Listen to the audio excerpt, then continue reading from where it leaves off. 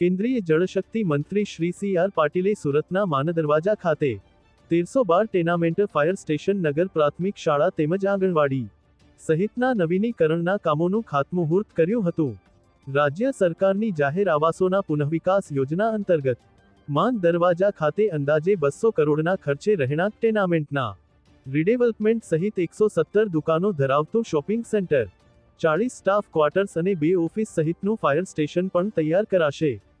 આ પ્રસંગે કેન્દ્રીય મંત્રીશ્રીએ નવું ઘર મેળવનારા તમામ પરિવારોને અભિનંદન પાઠવતા જણાવ્યું કે માન દરવાજા ટેનામેન્ટના નવીનીકરણ સાથે અનેક પરિવારોની વર્ષો જૂની સમસ્યાનો અંત આવશે. હાલ કરતાં 40% વધારાની જગ્યા સાથે તૈયાર થનારું સપનાનું નવું ઘર ટેનામેન્ટના પરિવારો માટે બમણી ખુશી આપશે. આશરે 1.5 થી 2 વર્ષમાં જ અનેક પરિવારોનું નવા ઘરનું સ્વપ્ન સાકારિત થશે.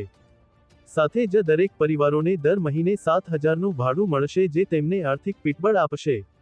આ પ્રસંગે સાંસદશ્રી મુકેશભાઈ દલાલ, મેયરશ્રી દક્ષેશ માવાણી, ધારાસભ્ય સર્વશ્રી સંદીપભાઈ દેસાઈ, સંગીતાબેન પાટીલ, અરવિંદભાઈ રાણા, પ્રવીણભાઈ ઘોઘારી, મનુભાઈ પટેલ, ડેપ્યુટી મેયરશ્રી નરેન્દ્રભાઈ પાટીલ, સ્થાયી સમિતિ અધ્યક્ષશ્રી રાજન પટેલ, શહેર સંગઠન પ્રમુખશ્રી પરેશભાઈ પટેલ, પૂર્વ મેયરશ્રી નિરંજનભાઈ ઝાંઝમેરા સહિત મોટી સંખ્યામાં ટેનામેન્ટના પરિવારો સાથે હાજર રહ્યા હતા.